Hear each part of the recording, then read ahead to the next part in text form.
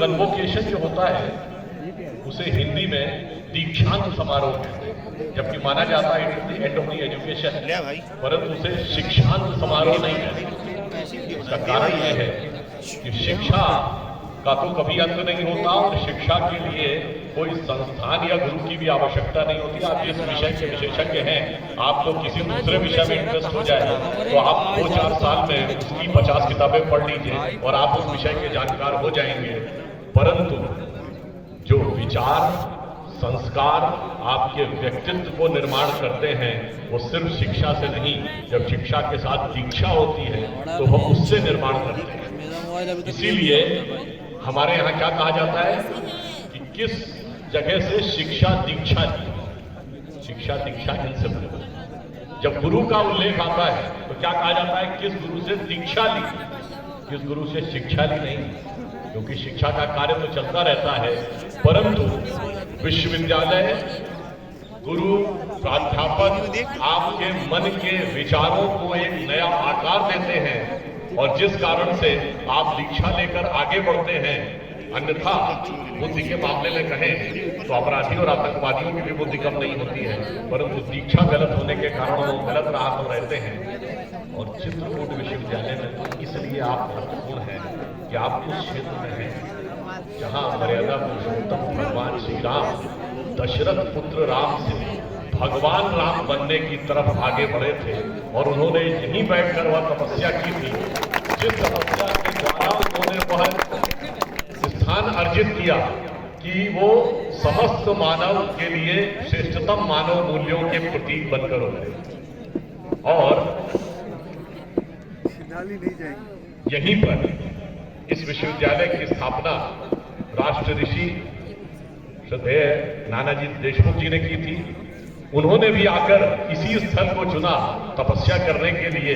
तो मैं मानता हूं कि यहां पे यदि आपने आकर दीक्षा ली है तो आपको एक अलग प्रकार की अनुभूति होगी, क्योंकि कभी आपने ध्यान दिया कि भगवान राम को 14 वर्ष का वनवास था, कौरवों को 13 वर्ष का था, 12 वर्ष का वनवास, 1 वर्ष का अज्ञातवास। भगवान महावीर को 12 वर्ष लगे थे आत्मानुभूति करने में। यहां तक ये भी कहा जाता है कि जीसस क्राइस्ट के भी 14 साल का कोई उल्लेख नहीं है, 16 साल से लेकर 29-30 साल तक। और उसमें भी एक विचार है कि वो उस समय भारत में थे, जो कि विचार मैंने बीबीसी की एक डॉक्यूमेंट्री में देखा था।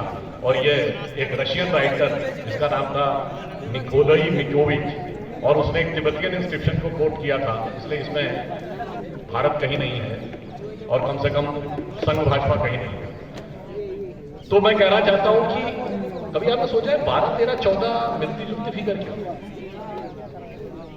ये 13 वर्ष 14 वर्ष वनवास में रहना, इसके पीछे एक उल्लेख है, इसके पीछे एक कारण है। जैसे आप 3 वर्ष की डिग्री लेते हैं, फिर 2 वर्ष का पोस्ट ग्रेजुएशन करते हैं, पीएचडी करते हैं तो 3, 4 या 5 वर्ष भी लग सकते हैं। उसी प्रकार if you are an evolved soul, तो भी आपको सिद्ध अवस्था में पहुंचने के लिए मिनिमम 11, 12, 13 या 14 वर्ष तपस्या करनी पड़ती है। तो ये स्पिरिचुअल एलिवेशन के एक ड्यूरेशन का प्रतीक है, जिसकी वजह से हमारे जितने भी भगवान हुए या बड़े जो हमारे महाकाव्य हो, इसमें कितने वर्ष तपस्या का उल्लेख मिलता है। तो आप समझ सकते हैं यदि माना जाता है कि 11 वर्ष यहाँ पर आकर भगवान ने तपस्या की, तो यहाँ पर आपको कैसा वाइब्रेशन मिलेगा। जो लोग थोड़ा ध्यान साधना करते होंगे उनको अनुभव समझ में आता होगा कि यहाँ के वाइब्रेशन और बड़े शहर में जाएं तो उसके वाइब्रेशन में आपको अंतर नजर आता होगा। जैसे आज के ज़माने में वाईफाई यूज़ करते हैं ना, तो वाईफाई का राउटर जहाँ लगा होता है, आप नज़दीक जाइए तो सिग्नल स्ट्रांग हो जाता है और जो लोग दूर जाते चले जाइए तो सिग्नल वीक होने लगता है। तो उसी प्रकार आप समझ लीजिए कि आध्यात्मिक चेतना के स्पंदन के वह केंद्र हैं, और जिस केंद्र में बैठकर आपने शिक्षा दी है तो आप ये समझ लीजिए कि आपने शिक्षा के साथ साथ आध्यात्म भी प्रत्यक्ष अथवा परोक्ष रूप से अनुभूत करने का अवसर प्राप्त किया है। अब मुझे ध्यान आता है कि जब ये विश्वविद्यालय शुरू में बन रहा था, पुराने लोगों को ध्यान होगा, तब नाना जी ने एक पुस्तिका बनाई थी, चित्रकूट ग्रामोदय विश्वविद्यालय संकल्प एवं अवधारणा, विजन एंड एक्शन। वो मूलतः किताब दिल्ली से बन के आई थी अंग्रेजी में, और उसका ट्रांसलेशन होना था। तो ट्रांसलेशन के लिए एक बार मुझे वहां जाने का मौका मिला, और उसमें एक वर्ड था कि जिस ढंग से ये टेक्नोलॉजी आगे बढ़ती जा रही है, the manner in which the civilization is moving, उसमें वर्ड था, it is proving to be a Frankenstein demon for mankind. अब फ्रैंकेस्टीन डैमन का ट्रांसलेशन करने की बात थी, तो उसी में मैंने उनको एक सुझाव दिया कि अगर इसका शब्दशः अनुवाद न करके भावानुवाद किया जाए तो बहुत स्पष्ट है कि यह सभ्यता जिस दिशा में विकास कर रही है वह भस्मासुर साबित हो रहा है। उसके बाद नाना जी ने मुझे बुलाना शुरू किया और मुझे उनका सानिध्य प्राप्त हुआ, और मैं कह सकता हूं कि शायद उस छोटी आयु में मुझे जो अनुभव प्राप्त हुआ, भगवान किसी बड़े मैच से खेलने के लिए ऐसे नेट प्रैक्टिस कराते हैं, तो शायद नाना जी के सानिध्य में मुझे राजनीति की बहुत सी ऐसी बातें सुनने, समझने और सीखने का मौका मिला जो अब आगे जाकर मेरे काम आए। परंतु देखिए कितनी महत्वपूर्ण बात है, 1992 में यह विश्वविद्यालय बना। 1992 में पर्यावरण को लेकर दुनिया में पहली बार विचार हुआ, 1992 रियो डी जेनेरो अर्थ समिट। उसके बाद दुनिया में विचार गहराता चला गया। 1997 प्रोटोकॉल, क्वेटो प्रोटोकॉल, क्वेटो में हुआ। 2009 कोपेनहेगन, 2015 पेरिस, और अभी कॉप 26 ग्लासगो में, और अभी जो हुआ है पिछले महीने कॉप 27 शर्म एल शेख में। सब जगह अब ये विचार गहराता चला जा रहा है कि प्रकृति के साथ जो हमने किया है उसको, यानी वो जो भस्मासुर की बात इस विश्वविद्यालय के विजन एंड एक्शन के मूल पुस्तक में लिखी थी, वो आज एकदम सटीक होती जा रही है। इसीलिए कॉप 21 में आदरणीय प्रधानमंत्री श्री नरेंद्र मोदी जी ने एक शब्द बोला था कि मनुष्य और प्रकृति का संबंध इनसेपरेबल है, इसमें किसी प्रकार का कोई पार्थक्य नहीं है। अगर हम अलग रख के देखने की कोशिश करेंगे तो हमारे लिए समस्या आएगी, और वो अलग देखने का विचार कहां से आता है। देखिए, मैं जो शिक्षा दीक्षा के अंदर की बात कर रहा था वो इसलिए कि आप सब में शायद बहुत से लोगों ने सुना हो कि द नेचर नाम की एक किताब है वेस्टर्न थियोलॉजी, जिसको अरिस्टोटल ने लिखा। और अरिस्टोटल ने नेचर में लिखा है कि all the elements of nature are for the service of the mankind, man should become the possessor and masters of nature. यानी आपका विचार इसमें जाता है कि सब कुछ प्रकृति मेरे लिए है, मैं इसका मालिक हूं, और इसीलिए बढ़ते बढ़ते बात यहां तक पहुंचती है कि जब यूरी गैगरिन स्पेस में गए तो क्या लिखा गया किताबों में, हम लोगों के जन्म से तो बहुत पहले की बात है, किताबों में लिखा गया मैन हैज कॉन्कर्ड स्पेस। जैसे स्पेस कोई दुश्मन है और उसे जीतना था, इस अवधारणा ने ले जाकर प्रकृति के विनाश तक पहुंचाया।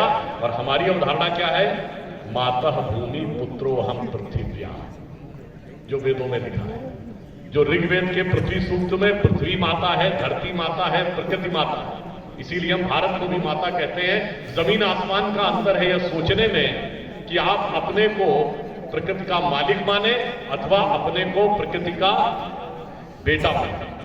इसलिए जो विचार यहां से निकला था, आज प्रधानमंत्री जी ने भी, कल ही संसद में भी क्लाइमेट चेंज के ऊपर एक शॉर्ट टर्म डिस्कशन था, उसमें भी यह विचार प्रस्तुत किए गए।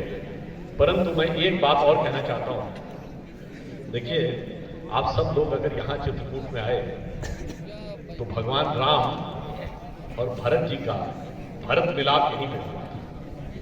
आप सबने वो जरूर रामायण का कथानक सुना होगा कि जब भरत भगवान राम से मिलने के लिए आ रहे थे तो लक्ष्मण जी ने ऊपर चढ़ के देखा और उन्हें लगा कि सेना लेकर भरत आ रहे हैं हमको मारने के लिए। कभी आपने सोचा कि ये विचार भरत, ये लक्ष्मण जी के मन में ही क्यों उत्पन्न हुआ?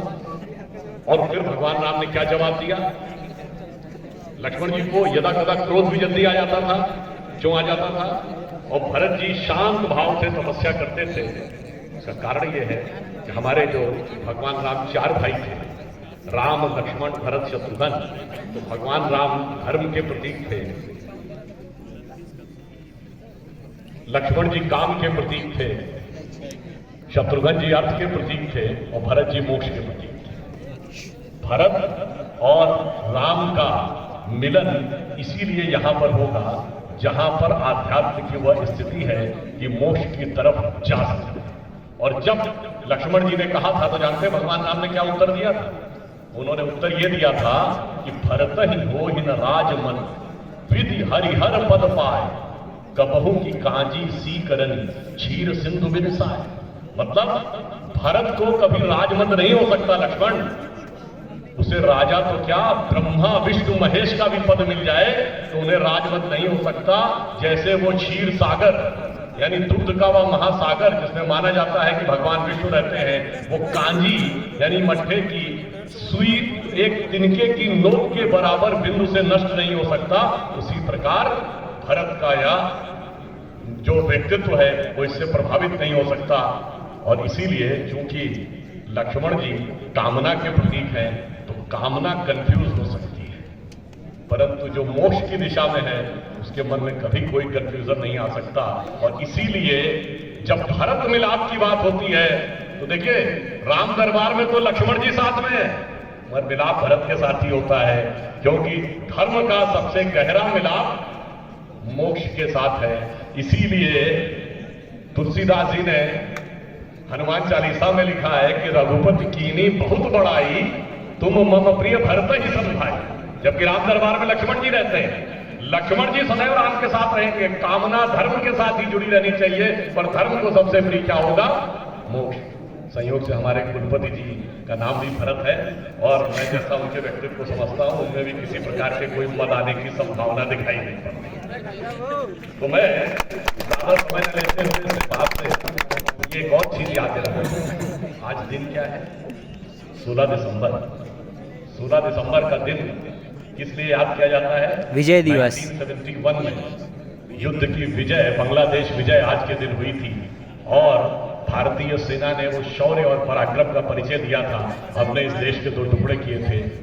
बहुत से लोगों को ध्यान नहीं होगा, बस उस बांग्लादेश विजय से जुड़े 2 फैक्ट आपको बताना चाहता हूं, जिससे आपके दिमाग में एक अलग विचार भी आया। पहली बात, पाकिस्तान की आर्मी में आज भी यह शपथ दिलाई जाती है कि बांग्लादेश का बदला लेना, और जानते हैं क्या समझाया जाता है? कहा जाता है जनरल यहिया खान की बेवकूफी और हिंदुओं की चालाकी की वजह से हमसे बांग्लादेश अलग हो गया। परंतु वास्तविकता आपने शायद आपको पता हो कि जब भारतीय सेना ने ढाका पर अटैक किया था तो जो पैराट्रूपर्स को लीड किया था वो कौन थे? जनरल जे जैकब, जो जीव थे, chief of the eastern command, जिन्होंने सरेंडर डॉक्यूमेंट पे साइन करवाए, वो कौन थे? जनरल जगजीत सिंह अरोड़ा, सिख थे। और भारतीय सेना के आर्मी चीफ कौन थे? जनरल सैम मानेकशॉ, जोरोस्ट्रियन थे। ये भारत की सेना थी जिसने सभी वर्ग, सभी समूह साथ में रहकर सेकेंड वर्ल्ड वॉर के बाद का सबसे बड़ा सरेंडर कराया था। परंतु एक चीज हमें इतिहास में कभी पढ़ाई जाती है कि भारत पहली बार जीता था, इससे पहले हमसे हारते रहे। कहा जाता सिकंदर के आक्रमण के बाद हम तो सिर्फ हारते रहे, पहली बार जीते थे। परंतु अगर वास्तविकता देखें तो 2500 साल तक हम पे आक्रमण होते रहे। ग्रीक, रून, शक, यमन टूटते थे भूमि पर, हारते थे हौसले पंचनद के तीर पर, और वहां कह रहे हम हारते रहे। और कैसे हमारे दिमाग में बैठा जाता है? आप सबने वो कहावत सुनी होगी ना, जो जीता वही सिकंदर। जबकि फैक्ट ऑफ द मैटर जानते क्या है? सिकंदर के आक्रमण का कोई उल्लेख भारतीय इतिहास में नहीं,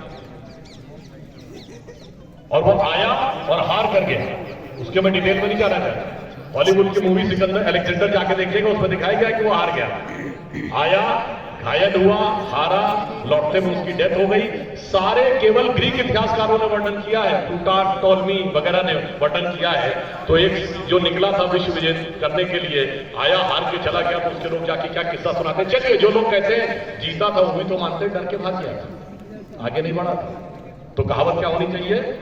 जो भागा वही सिकंदर, ना कि जो जीता वही सिकंदर। मगर गुलामी की मानसिकता ने हमारे दिमागों में ऐसा भरा हुआ है कि हमारे दिमाग में डिफीटेड माइंडसेट है, जबकि फैक्ट ऑफ द मैटर ये है कि we are the only surviving civilization of the ancient world. तो आप आश्वस्त रहिए, आप एक नए जीवन में प्रवेश करने जा रहे हैं। प्रधानमंत्री श्री नरेंद्र मोदी जी ने 15 अगस्त को लाल किले की प्राचीर से पंच प्रण दिए थे। उन्होंने कहा था अब अमृतकाल है, यानी स्वतंत्रता के 75वें वर्ष में, जिस अमृत महोत्सव वर्ष में है, इससे जब शताब्दी में पहुंचेंगे तो भारत को विकसित राष्ट्र बनाना है, गुलामी की मानसिकता से हमें अलग हटना है।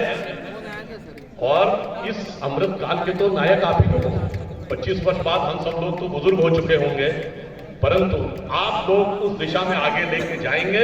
और आश्वस्त रहिए, भारत को आगे लेकर जाने में किसी भी प्रकार का कोई संदेह नहीं है। 21वीं सदी यदि एशिया की है तो एशिया में 21वीं सदी हमारी है, इसमें किसी प्रकार का कोई संदेह मत रखिए। एक सिर्फ आपको रिमाइंड कर देता हूं एक वाक्य में और, कि जब आज से 2500 साल पहले हम वर्ल्ड के पावर सेंटर थे, इंटेलेक्चुअल, मिलिट्री एंड इकोनॉमिक, जब हमारा डाउनफॉल हुआ तो पावर सेंटर कहां चला गया? ईरान, पर्शिया, आज का ईरान। फिर उसके बाद कहां चला गया? मेसोपोटामिया, आज का इराक। फिर कहां चला गया? टर्किश एम्पायर, आज का टर्की। फिर टर्किश एम्पायर में ईस्टर्न रोमन एम्पायर कॉन्स्टेंटिनोपल से रोम में गया, यानी आज का इटली। फिर वहां से पावर किसके पास आई? पुर्तगाल और स्पेन। फिर पावर किसके पास आई? ब्रिटेन और फ्रांस। जब ब्रिटिश एम्पायर का डाउनफॉल हुआ तो किसका जमाना आया? अमेरिका। अमेरिका में most prosperous San Francisco, Los Angeles, west coast. उसके बाद आइए किसकी प्रॉस्पेरिटी आई? जापान की। उसके बाद आ जाइए पिछले 50-60 साल में tigers of Asia Pacific, Hong Kong, Singapore, Taiwan, Macau. उसके बाद पिछले 20 साल में आ जाइए चाइना। तो अब अगला पड़ाव क्या है? इसमें कोई संदेह है? तो आप लोग बिल्कुल आश्वस्त रखिए कि प्रधानमंत्री जी के नेतृत्व में भारत जिस दिशा में आगे बढ़ रहा है, निश्चित रूप से हमारा भवितव्य तय है। बस हमें अपनी अपनी भूमिका निभानी है। और यह पंक्ति कहते हुए समाप्त करता हूं कि अरुण गगन पर महाप्रगति का अब ये मंगल गान उठा, करवट बदला अंगड़ाई ली, सोया हिंदुस्तान उठा।